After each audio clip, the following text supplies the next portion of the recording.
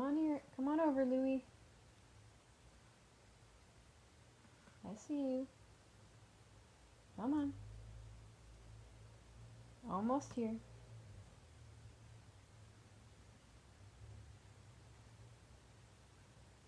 Alright, no Steven again tonight, so I'm just going to get right into it. Yeah,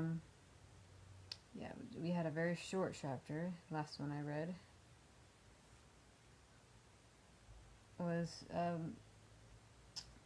he very, very quickly summarized his journey on the ship to get back home, I guess. Okay. We're on chapter 142. Home. Eventually we docked in Tarbean, where the sailors helped me find a cheap berth on a billow boat heading upstream toward Annalyn. I got off 2 days later in Imra and walked to the university, just as the first blue light of dawn was coloring the sky. I've never in my life had anything like a home. As a young child I grew up on the road, endlessly traveling with my troop. Home wasn't a place, it was people and wagons. Later in Tarbean I had a secret place where 3 roofs came together and gave me shelter from the rain. I slept there and hid a few precious things, but it wasn't anything like a home. Because of this, I'd never in my life enjoyed the feeling of coming home after a journey. I felt it for the first time that day, as I crossed the Omethi, the stones of the bridge familiar underneath my feet. As I came to the tallest part of its broad arch, I could see the gray shape of the archives rising out of the trees ahead of me. The streets of the university were comforting under my feet. I'd been gone for 3/4 of a year. In some ways it seemed much longer, but at the same time everything here felt so familiar that it felt like hardly any time at all had passed. It was still early when I got to Anchor's, and the front door was locked. I briefly considered climbing up to my window, then thought the better of it, given that I was carrying my loot case and travel sack, and wearing caesura as well. Instead, I made my way to the Mews and knocked on Simmons' door. It was early, and I knew I'd be waking him, but I was hungry for a familiar face. After waiting a short minute and hearing nothing, I knocked again, louder, and practiced my best jaunty smile. Sim opened the door, his hair in disarray, his eyes red from too little sleep. He looked blearily out at me. For the space of a breath, his expression was blank. Then he hurled himself at me with a crushing hug. "Blackened body of God," he said, using stronger language than I'd ever heard from him before. "Kvothe, you're alive!" Sim had a bit of a cry, then shouted at me for a while, and then we laughed and sorted matters out.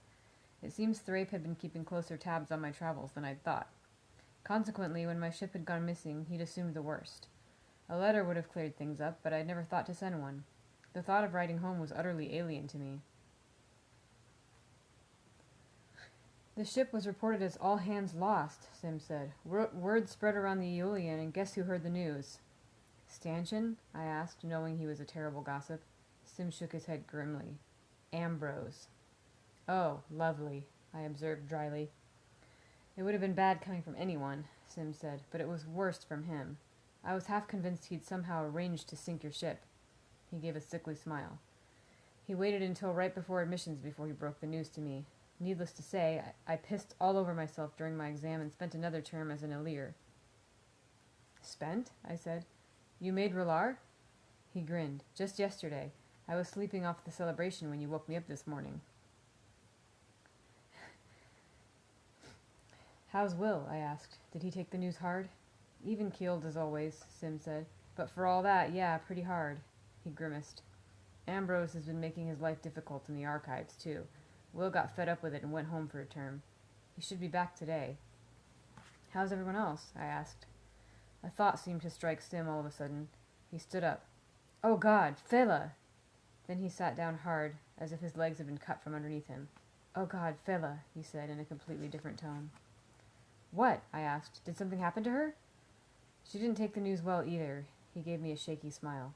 "It turns out she had quite a thing for you." "Fela?" I said stupidly. "Don't you remember? Will and I thought she liked you." It seemed like years ago. "I remember." Sim seemed uncomfortable. "Well, you see, while you were gone, Will and I started spending a lot of time with her, and—" He made an inarticulate gesture. His expression was stuck between sheepish and grinning.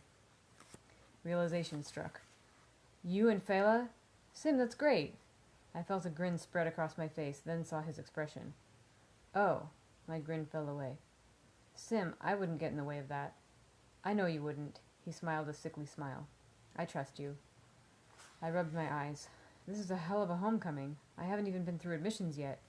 "Today's the last day," Sim pointed out. "I know," I said, getting to my feet. "I have an errand to run first." I left my baggage in Simmons' room and paid a visit to the bursar in the basement of Hollows. Riam was a balding, pinch-faced man who had disliked me ever since the masters had assigned me a negative tuition in my first term. He wasn't in the habit of giving money out, and the entire experience had rubbed him the wrong way. I showed him my open letter of credit to Alvaron's coffers. As I've said, it was an impressive document, signed by the mayor's own hand, wax seals, fine vellum, excellent penmanship. I drew the bursar's attention to the fact that the mayor's letter would allow the university to draw any amount needed to cover my tuition. Any amount. The bursar read it over and agreed that that seemed to be the case. "It's too bad my tuition was always so low," I mused aloud. "Never more than 10 talents. It was a bit of a missed opportunity for the university. The mayor was richer than the king of Vint, after all, and he would pay any tuition." Riam was a savvy man, and he understood what I was hinting at immediately. There followed a brief bout of negotiation, after which we shook hands and I saw him smile for the first time.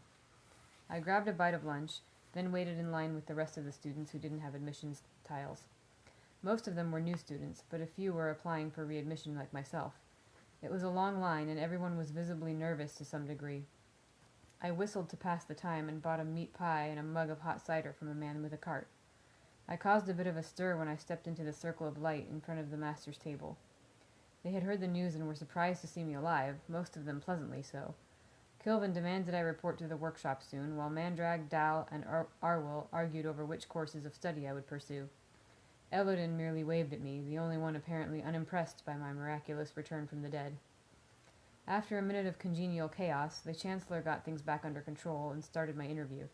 I answered Dal's questions easily enough, and Kilvin's, but I fumbled my cipher with Brandir, then had to admit I simply didn't know the answer to Mandrag's question about sublimination. Elodin shrugged away his opportunity to question me, yawning hugely. Lauren asked a surprisingly easy question about the Mender heresies, and I managed a quick and clever answer for him. I had to think for a long moment before answering Arwell's question about Basilium. That left only Hem, who had been scowling furiously since I'd first stepped up to the master's table.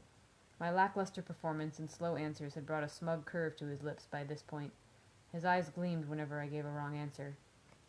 "Well, well," he said, shuffling through the sheaf of papers in front of him. "I didn't think we'd have to deal with your type of trouble again." He gave me an insincere smile. "I'd heard you were dead." "I heard you wear a red lace corset," I said matter-of-factly, "but I don't believe every bit of nonsense that gets rumored about." Some shouting followed, and I was quickly brought up on charges of improper address of a master. I was sentenced to compose a letter of apology and fined a single silver talent. Money well spent. It was bad behavior, though, and poorly timed, especially after my otherwise lackluster performance. As a result, I was assigned a tuition of 24 talents. Needless to say, I was terribly embarrassed. Afterward, I returned to the bursar's office. I officially presented Alvaron's letter of credit to Riam and unofficially collected my agreed-upon cut, half of everything over 10 talents. I put the 7 talents in my purse and wondered idly if anyone had ever been paid so well for insolence and ignorance. I headed to Anchor's, where I was pleased to discover no one had informed the owner of my death. The key to my room was somewhere at the bottom of the 7th sea, but Ankar had a spare. I went upstairs and felt myself relax at the familiar sight of the sloping ceiling and narrow bed. Everything was covered in a thin layer of dust. You might think my tiny room with its sloped ceiling and narrow bed would feel cramped after my grand suite in Alvaron's estate, but nothing could be further from the truth. I busied myself unpacking my travel sack and getting cobwebs out of corners.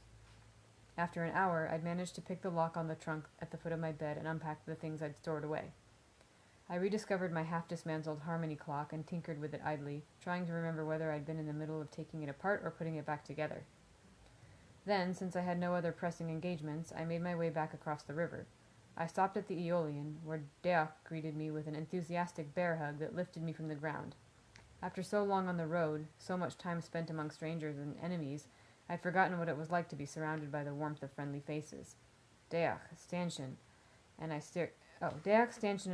shared drinks and traded stories until it started to get dark outside, and I left them to tend to their business. I prowled the city for a while, going to a few familiar boarding houses and taverns, 2 or 3 public gardens, a bench beneath a tree in a courtyard.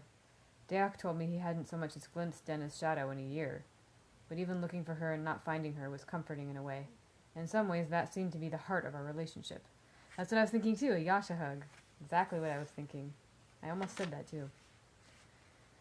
Later that night, I climbed onto mains and made my way through the familiar maze of chimneys and mismatched slate and clay and tin. I came around a corner and saw Ori sitting on a chimney, her long, fine hair floating around her head as if she were underwater. She was staring up at the moon and swinging her bare feet. I cleared my throat softly, and Ori turned to look. She hopped off the chimney and came scampering across the roof, pulling up a few steps short of me. Her grin was brighter than the moon. "There is a whole family of hedgehogs living in the cricklet," she said excitedly. Ori took 2 more steps. Louis, got his paw on my elbow. Ari took 2 more steps and grabbed my hand with both of hers. "There are babies, tiny as acorns." She tugged at me gently. "Will you come see?" I nodded, and Ari led me across the roof to the apple tree we could use to climb down into the courtyard. When we finally got there, she looked at the tree, then down to where she still held my long tan hand with both of her tiny white ones. Her grip wasn't tight, but it was firm, and she didn't give any sign of letting go. "I missed you," she said softly without looking up. "Don't go away again." "I don't ever plan on leaving," I said gently. "I have too much to do here." Ari tilted her head sideways to peek up at me through the cloud of her hair. "Like visit me?" "Like visit you," I agreed.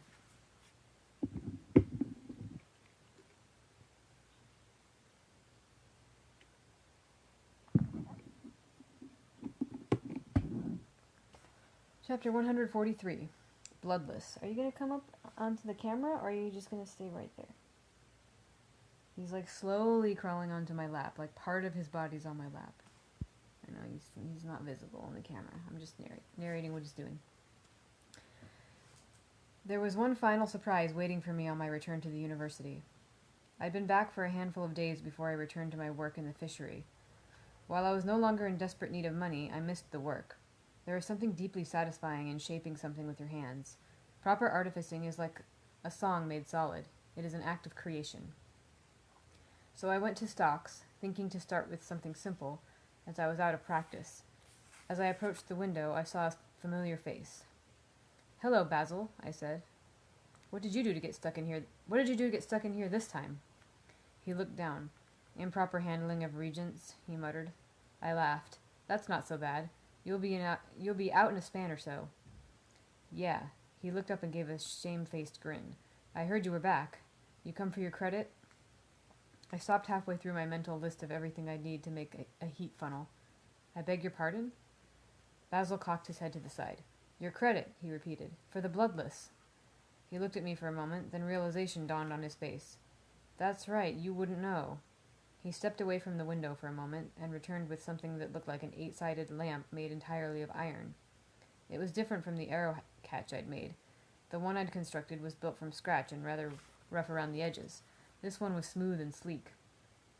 All the pieces fit together snugly, and it was covered in a thin layer of clear all-chemical enamel that would protect it from rain and rust. Clever. I should have included that in my original design. While part of me was flattered that someone had liked my design enough to copy it, a larger part of me was irritated to see an arrow catch so much more polished than my original. I noticed a telltale uniformity in the pieces. "Someone made a set of moldings?" I asked. Basil nodded. "Oh, yes, ages ago. 2 sets. He smiled. "I've got to say, it's clever stuff.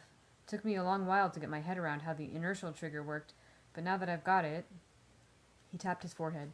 "I've made 2 myself. Good money for the time they take. Beats the hell out of deck lamps." That wrung a smile out of me. "Anything is better than deck lamps," I agreed, picking it up. "Is this one of yours?" He shook his head. "Mine sold a month back. They don't sit long. Clever of you to price them so low." I turned it over in my hands and saw a word grooved into the metal. The blocky letters went deep into the iron, so I knew they were part of the mold. They read, "Bloodless." I looked up at Basil. He smiled. "You took off without giving it a proper name," he said. "Then Kilvin formalized the schema and added it to the records. We needed to call it something before we started to sell it. His smile faded a bit. But that was around the same time word came back you'd been lost at sea. So Kilvin brought in Master Elodin to give it a proper name, I said, still turning it in my hands. Of course. Kilvin grumbled a bit, Basil said, called it dramatic nonsense, but it stuck. He shrugged and ducked down and rummaged a bit before bringing up a book. Anyway, you want your credit? He started flipping pages. You've got to have a chunk of it built up by now. A lot of folk have been making them. He found the page he wanted and ran his finger along the ledger line. There we are. Sold 28 so far. Basil, I said, I really don't understand what you're talking about. Kilvin already paid me for the first one I made. Basil furrowed his brow. Your commission, he said matter-of-factly. Then, seeing my blank look, he continued. Every time stocks sell something, the fishery gets a 30% commission, and whoever owns the schema gets 10%. I thought stocks kept the whole 40, I said, shocked. He lifted one shoulder in a shrug. Most times it does. Stocks owns most of the old schemas. Most things have already been invented. But for something new... Manet never mentioned that, I said. Basil gave an apologetic grimace. Old Manet is a workhorse, he said politely. But he's not the most innovative fellow around. He's been here, 30 years? I don't think he has a single schema to his name. He flipped through the book a bit, scanning the pages. Most serious artificers have at least one just as a point of pride, even if it's something fairly useless. Numbers spun in my head. So 10% of 8 talents each, I murmured, then looked up. I've got 22 talents waiting for me? Basil nodded, looking at the entry in the book. 22 and 4, he said, bringing out a pencil and a piece of paper.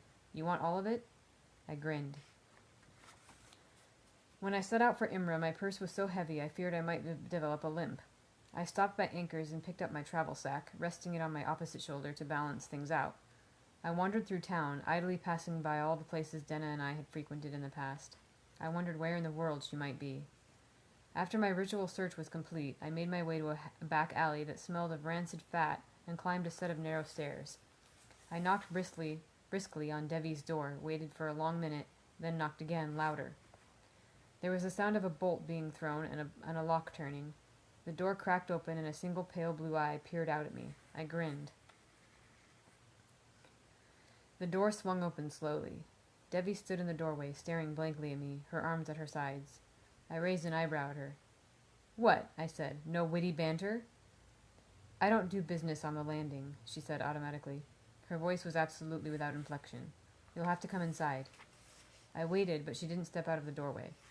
I could smell cinnamon and honey wafting out from the room behind her. Sounds more like royalties, yeah. Devi, I asked, are you okay? You're, She trailed off, still staring at me. Her voice was flat and emotionless. You're supposed to be dead. In this and many other things, I aim to disappoint, I said. I was sure he'd done it, Devi continued. His father's harmony is called the Pirate Isles. Wait, what? His father's barony is called the Pirate Isles. I was sure he'd done it because we'd set fire to his rooms. I was the only one that actually set the fire, but he couldn't know that. You were the only one he saw. You and that Sealdish fellow. Devi looked up at me, blinking in the light. The pixie-faced Gaelet had always been fair-skinned, but this was the first time I'd ever seen her look pale. You're taller, she said. I'd almost forgotten how tall you were. I almost forgot how pretty you are, I said, but I couldn't quite manage it. Devi continued to stand in the doorway, pale and staring. Concerned, I stepped forward and laid my hand lightly on her arm. She didn't pull away as I half expected. She simply looked down at my hand. I'm waiting for a quip here, I teased gently. You're usually quicker than this. I don't think I can match wits with you right now, she said. I never suspected you couldn't match wits with me, I said, but I do like a little banter now and then. Oh, I never suspected you could match wits with me, I said, but I do like a little banter now and then. Devi gave a ghost of a smile, a little color coming back to her cheeks. You're a horse's ass, she said. That's more like it, I said encouragingly as I drew her out of the doorway into the bright autumn afternoon. I knew you had it in you.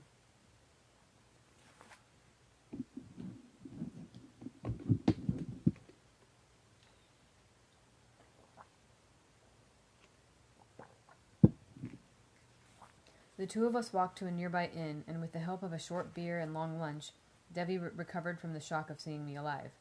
Soon she was her usual sharp-tongued self again, and we bantered back and forth over mugs of spiced cider. Afterward, we strolled back to her rooms behind the butcher shop, where Devi discovered she'd forgotten to lock her door. "Merciful Talou," she said. Once we were inside, looking around frantically. That's a comma. She said, once we were inside, looking around frantically. That's a first. Looking around, I saw that little had changed in her rooms since I'd last seen them, though her second set of bookshelves was almost half full. I looked over to the titles as Devi searched the other rooms to make sure nothing was missing. "Anything you'd like to borrow?" she asked as she came back into the room. "Actually," I said, "I have something for you." I set my travel sack on her desk and rooted around until I found a flat rectangular package wrapped in oilskin and tied with twine. I moved my travel sack onto the floor and put the package on the desk, nudging it toward her. Devi approached the desk wearing a dubious expression, then sat down and unwrapped the parcel. Inside was the copy of Selim Tintur I'd stolen from Codicus's library. Not a particularly rare book, but a useful resource for an alchemist exiled from the archives. Not that I knew anything about alchemy, of course. Devi looked down at it. "And what's this for?" she asked. I laughed. "It's a present." She eyed me narrowly. "If you think this will get you an extension on your loan—" I shook my head. "I just thought you'd like it," I said. "As for the loan—" I brought out my purse and counted 9 thick talents onto her desk. "Well then," Devi said, mildly surprised. "It looks like someone had a profitable trip." She looked up at me. "Are you sure you don't want to wait until after you've paid tuition?" "Already taken care of," I said. Devi made no move to take the money. "I wouldn't want to leave you penniless at the start of the new term," she said. I hefted my purse in one hand. It clinked with a delightful fullness that was almost musical. Devi brought out a key and unlocked a drawer at the bottom of her desk. One by one she brought out my copy of Rhetoric and Logic, my talent pipes, my sympathy lamp, and Denna's ring. She piled them neatly on her desk, but still didn't reach for the coins. "You still have 2 months before your year and a day is up," she said. "Are you sure you wouldn't prefer to wait?" "Oh, hey, Victor." Puzzled, I looked down at the money on the table, then around at Devi's rooms. Realization came to me like a flower unfurling in my head. "This isn't about the money at all, is it?" I said, amazed it had taken me this long to figure it out. Devi cocked her head to the side. I gestured at the bookshelves, the large velvet-curtained bed, at Devi herself. I'd never noticed before, but while her clothes weren't fancy, the cut and cloth were fine as any noble's. "This doesn't have anything to do with money," I repeated. I looked at her books. Her collection had to be worth 500 talents if it was worth a penny. "You use the money as bait. You lend it out to desperate folks who might be useful to you, then hope they can't pay you back. Your real business is favors." Devi chuckled a bit. "Money is nice," she said, her eyes glittering. "But the world is full of things that people would never sell. Favors and obligation are worth far, far more." I looked down at the 9 talents gleaming on her desk. "You don't have a minimum loan amount, do you?" I asked, already knowing the answer. "You just told me that so I'd be forced to borrow more. You were hoping I'd dig myself a hole too deep and not be able to pay you back." Devi smiled brightly. "Welcome to the game," she said as she began to pick up the coins. "Thanks for playing."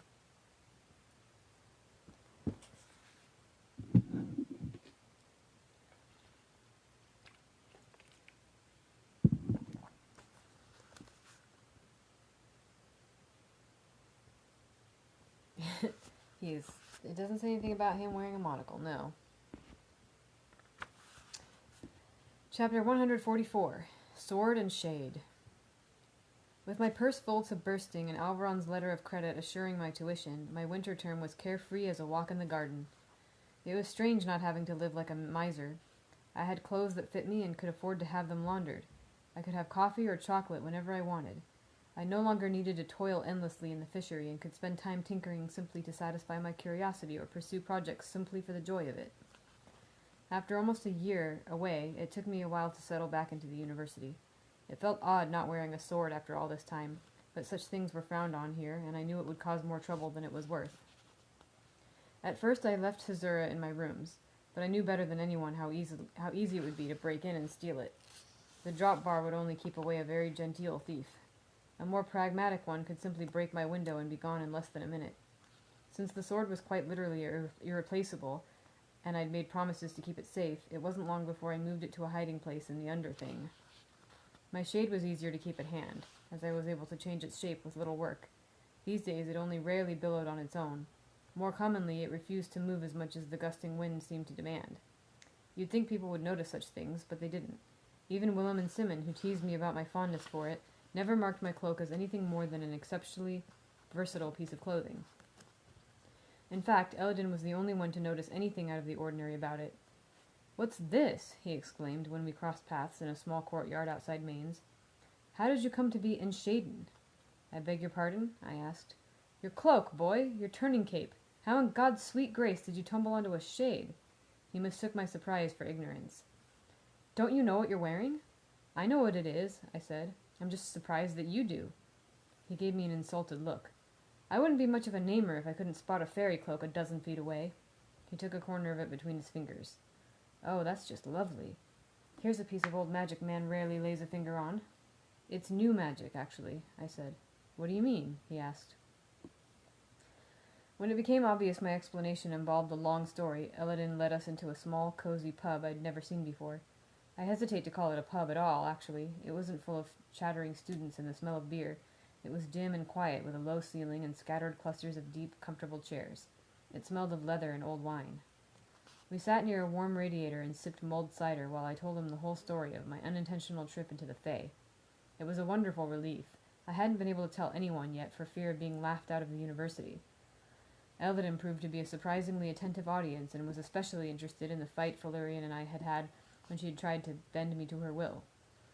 After I'd finished the story, he peppered me with questions. Could I remember what I'd said to call the wind? How had it felt? The strange wakefulness I described, was it more like being drunk or more like going into shock? I answered as best I could, and eventually he leaned back in his chair, nodding to himself. "It's a good sign when a student goes chasing the wind and catches it," he said approvingly. "That's twice you've called it now. It can only get easier." "3 times, actually," I said. "I found it again when I was off in Edemra." He laughed. "You chased it to the edge of the map," he said, making a broad motion with his splayed left hand. Stunned, I realized it was Edem hand talk for amazed respect. "How did it feel? Do you think you could find its name again if you had need of it?" I concentrated, trying to nudge my mind into spinning leaf.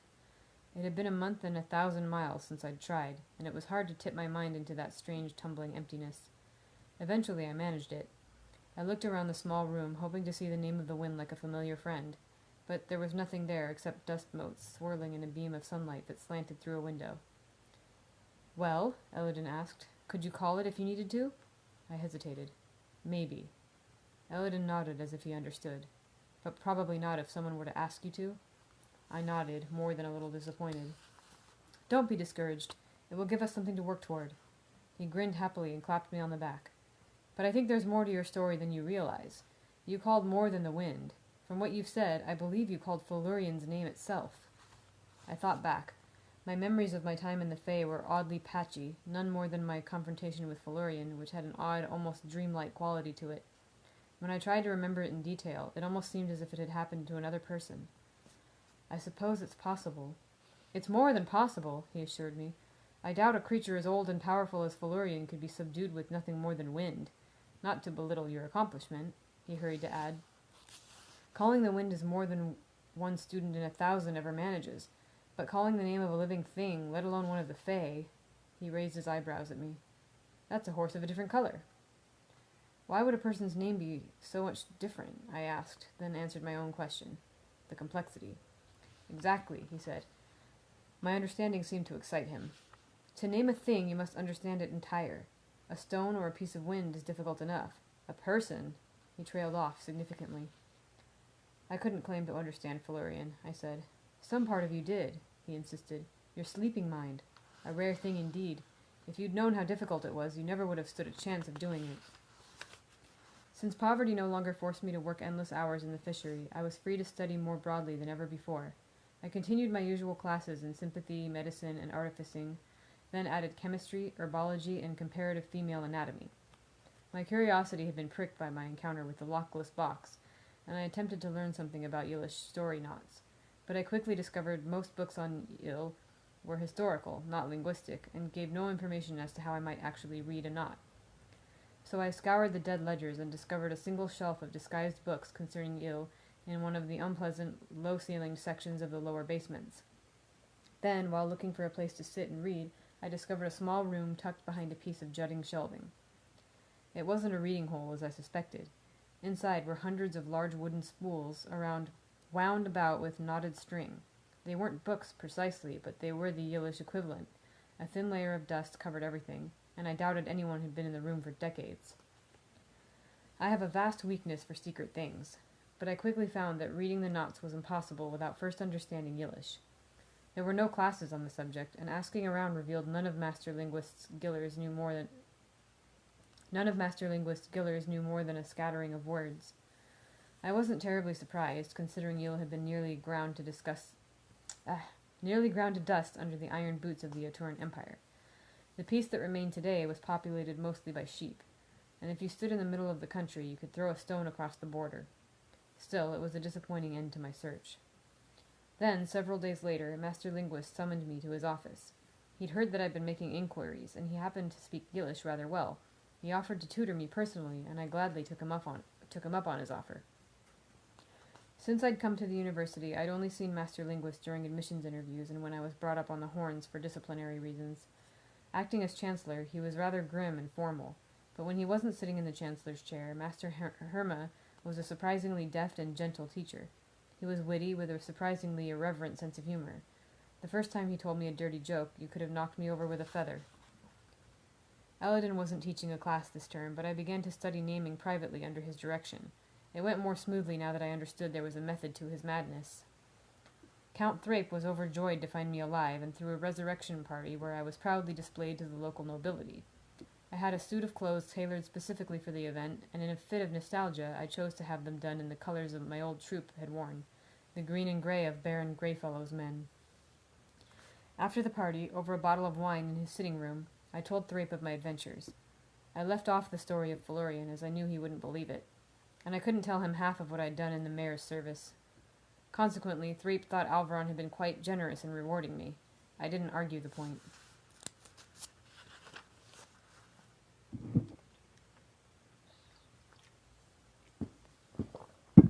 I'll keep going for a bit, since these are short chapters. Chapter 145. Stories. Yeah, right. Waiting for the hammer to fall, too. Ambrose had been blessedly absent during the winter term, but when spring arrived he came back to roost like some sort of hateful migratory bird. By no coincidence, the day after he returned, I skipped all my classes and spent the entire day making myself a new gram. As soon as the snow melted and the ground grew firm again, I resumed my practice of the Catan. Remembering how odd it had looked when I'd first seen it, I did this in the privacy of the forest north of the university.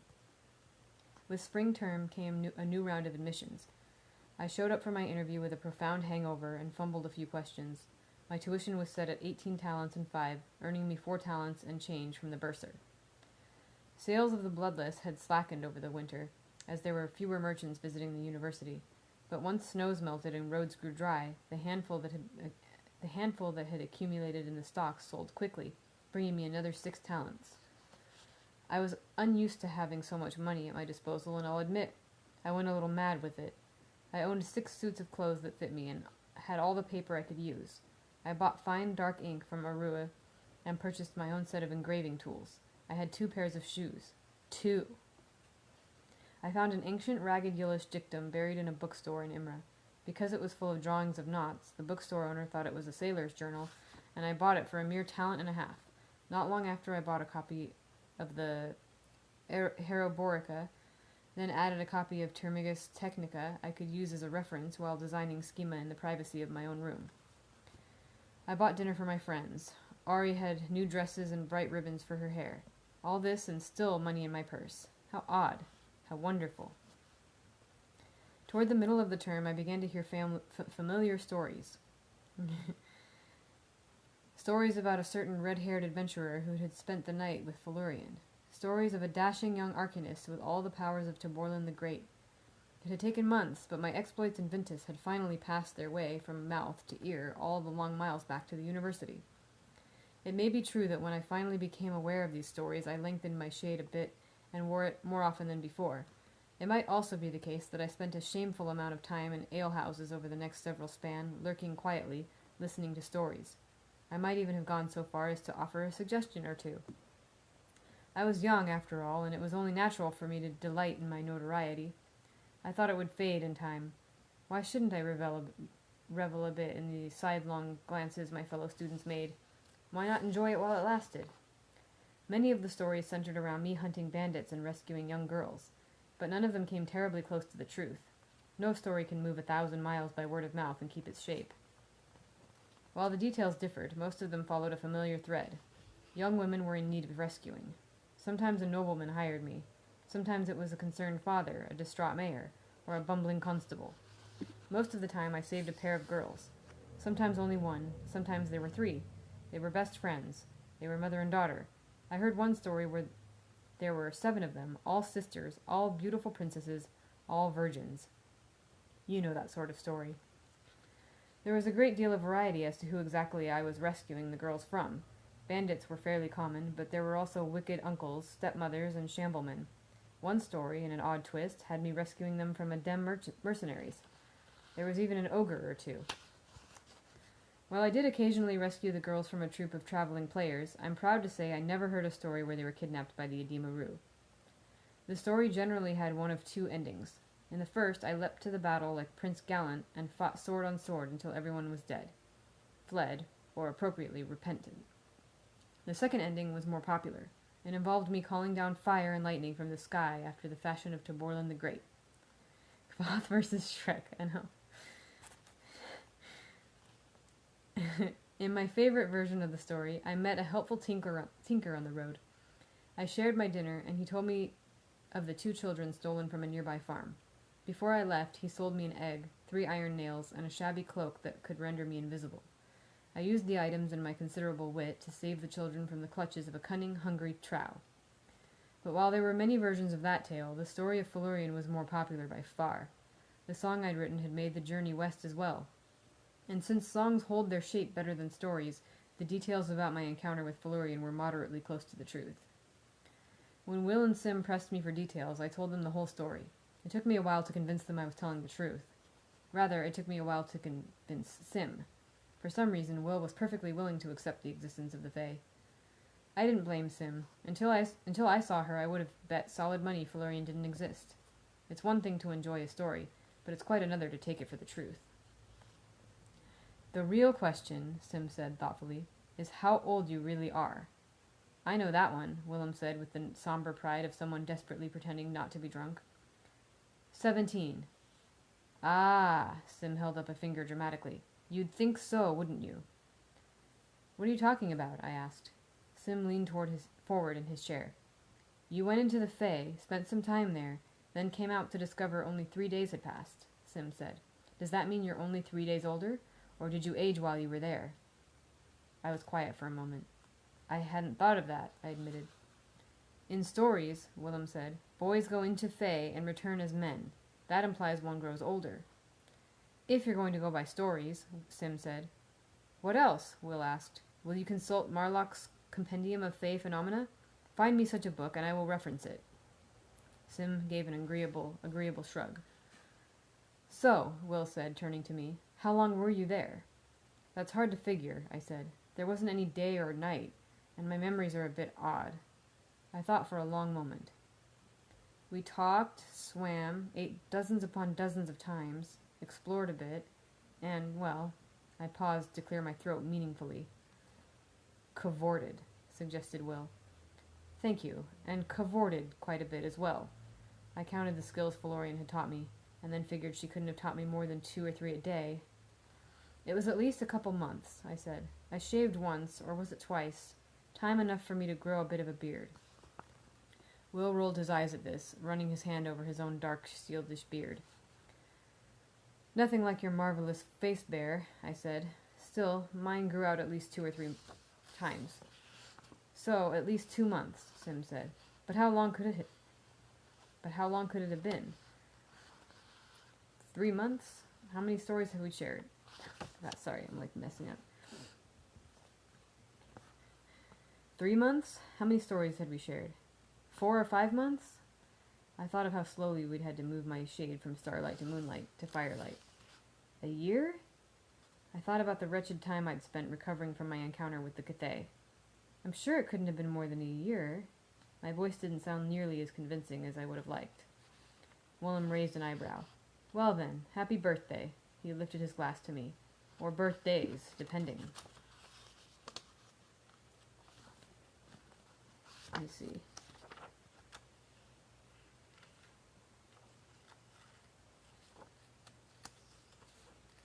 I mean, we're getting through these pretty quickly, so I'm thinking one or two more.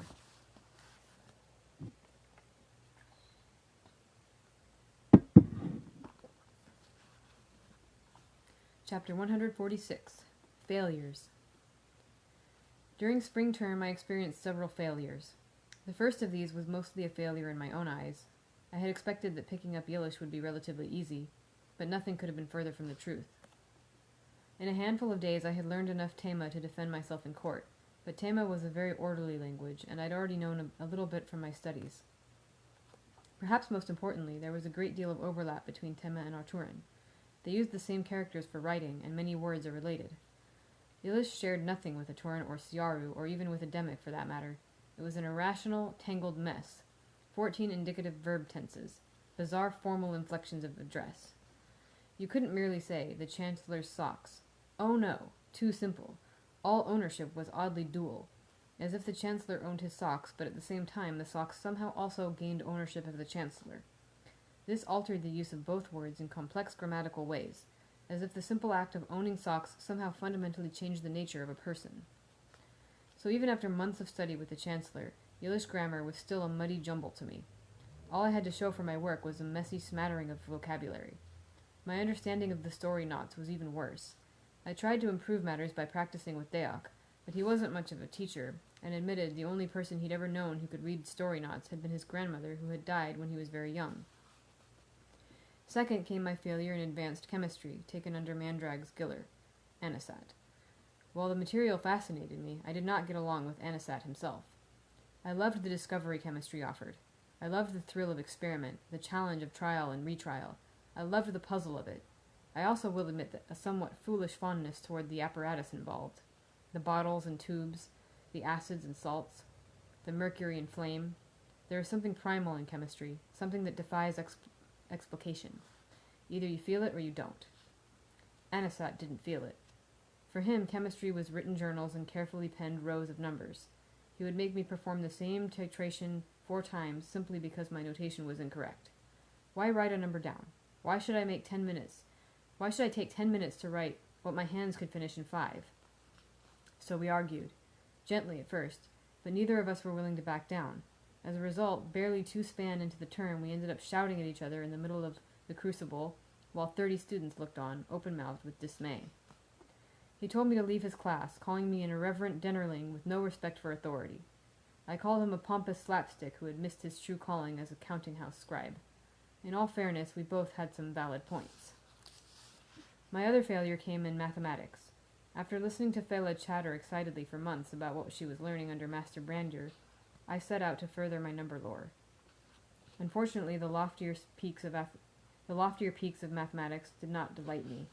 I am no poet. I do not love words for the sake of words. I love words for what they can accomplish. Similarly, I am no arithmetician. Numbers that speak only of numbers are of little interest to me. Due to my abandonment of chemistry and arithmetic, I had a great deal of free time on my hands. Some of this I spent in the fishery, making a bloodless of my own that sold practically before it hit the shelves.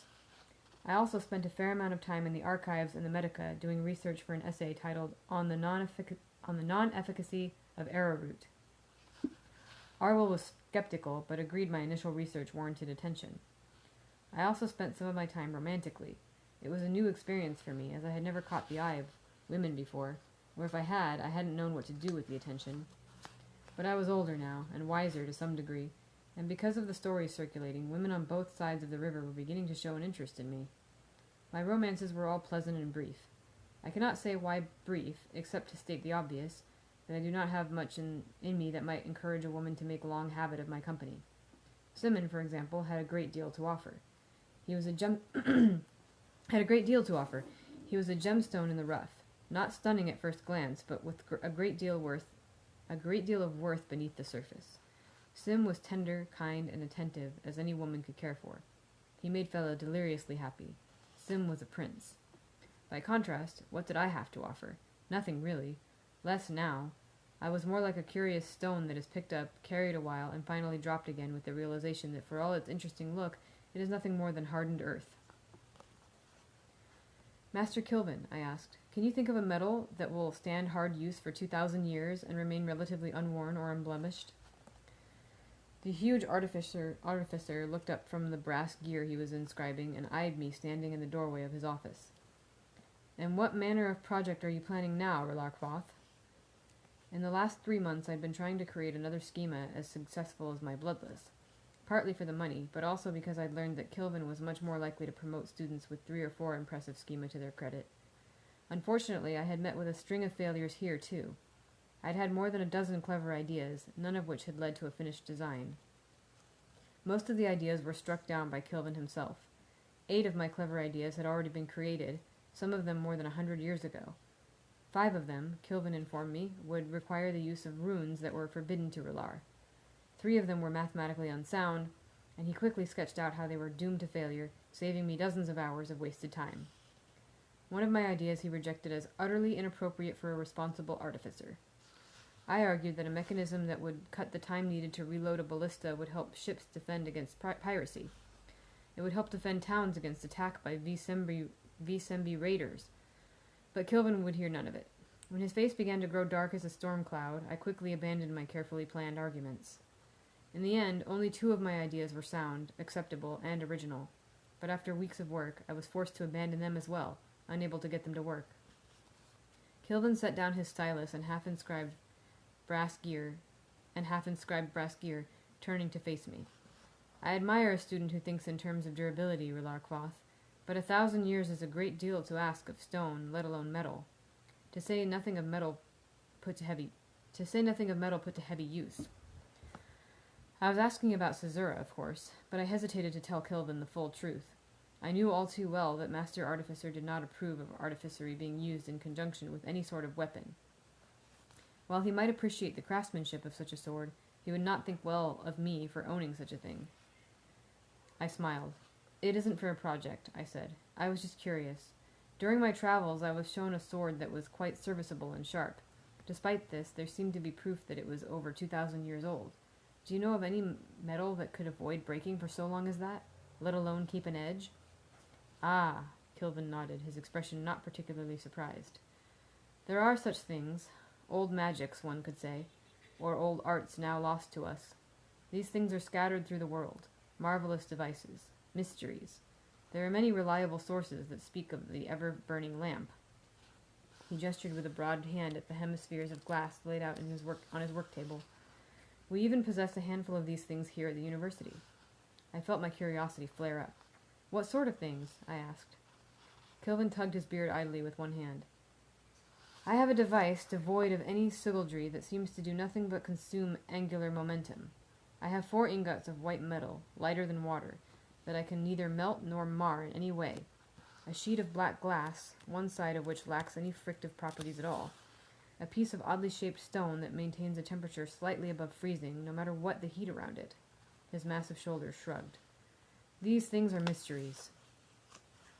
I opened my mouth, then hesitated. Would it be inappropriate for me to ask to see some of these things?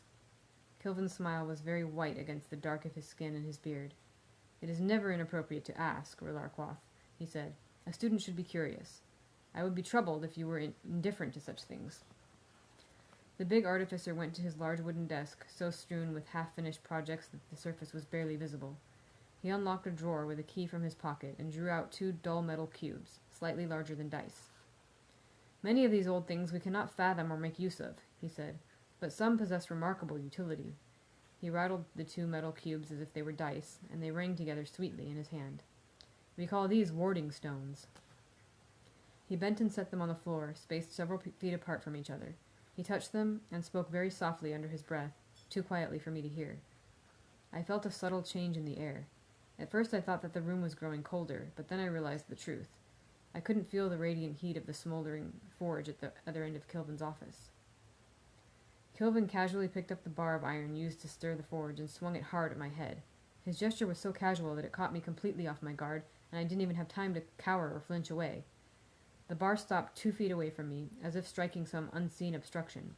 There was no sound as if it had struck something, neither did it rebound in Kilvin's grip. I reached out my hand cautiously, and it butted up against nothing.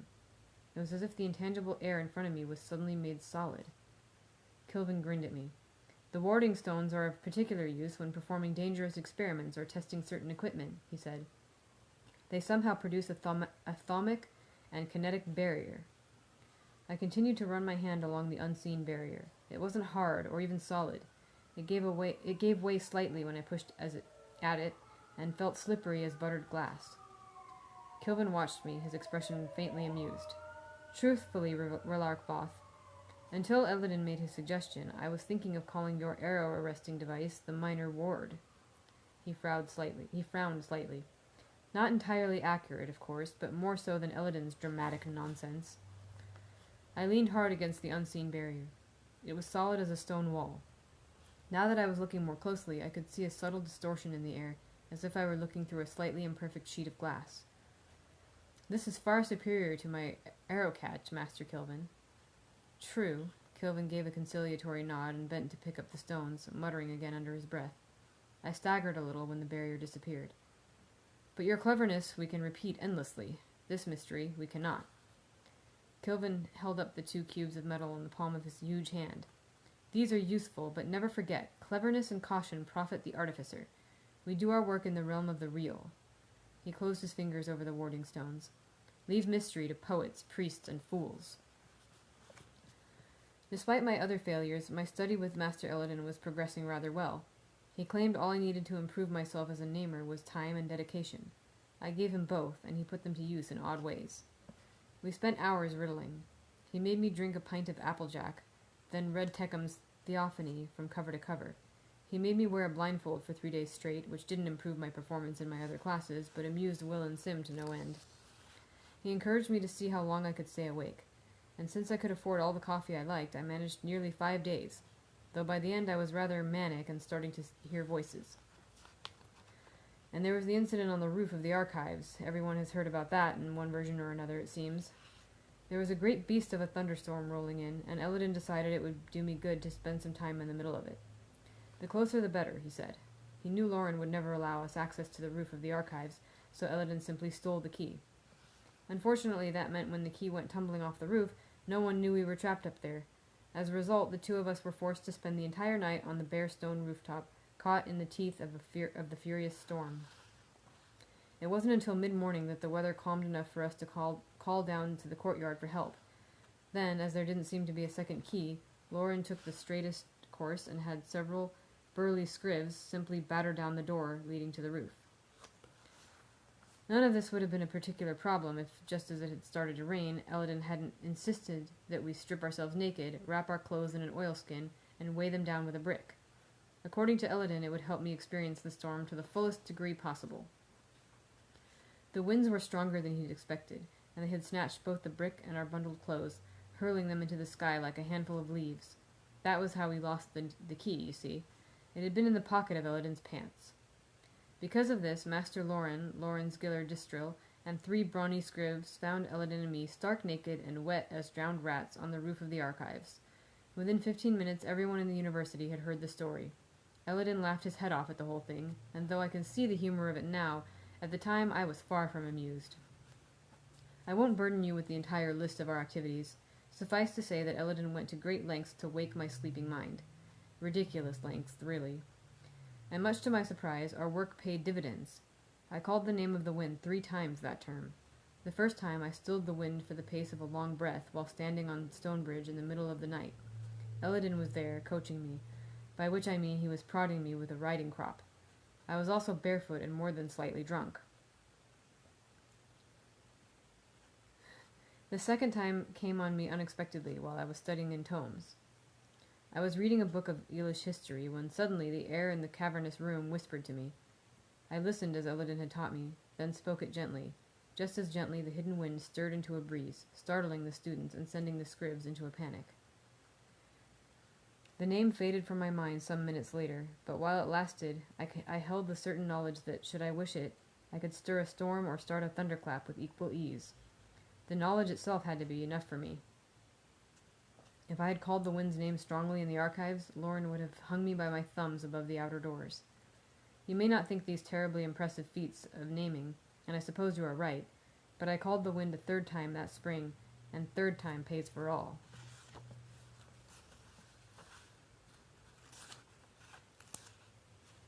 Alright, well, I'm gonna stop there. Let's see, this is like... We might finish this next time. Let me see.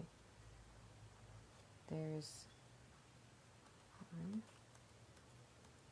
2... Oops. Ah!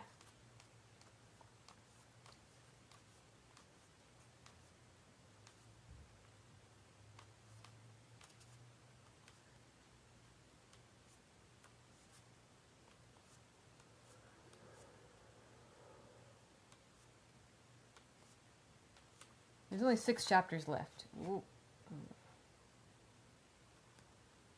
Oh no. Ha!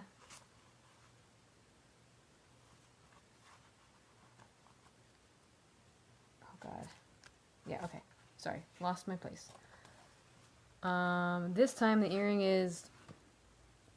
It's like a dragon eye or something. Yeah, and yes, he should stop following Elodin onto rooftops. I got these at some, like, I feel like I got them at some convention somewhere. But the other one, the eye part fell off, so this is just the backing. And I was like, oh, whatever, I'll just wear them anyway, they'll just be mismatched. If I find this part, I'll bet I have it somewhere in the jewelry box. I can, like, probably hot glue it back on. But yeah, there's 6 more chapters, so I'd say like 1 or 2 more readings and we were done, because look, that includes a very, very short chapter. One of those, like, 1 or 2 pagers. One-Eyed Dragon. So that's exciting. We're almost done with the book, and then we've got a long, long, long wait to maybe possibly get the 3rd book. But yeah, the other person who sometimes watches, Victor, was saying I should continue these readings, so I might just do that, and he wanted me to stream them on Twitch. So it's something I'm thinking about. Yeah, I hope he freaking finishes the 3rd book soon. I really do. Man. I want to be mad if it'll be another decade, but at the same time, we'd still not be waiting as long as, like, everyone else who read this book when it came out. But anyway, yep, we'll figure out the schedule for next week. Hopefully Steven will get caught up, and we'll finish it up soon. Okay. See you later.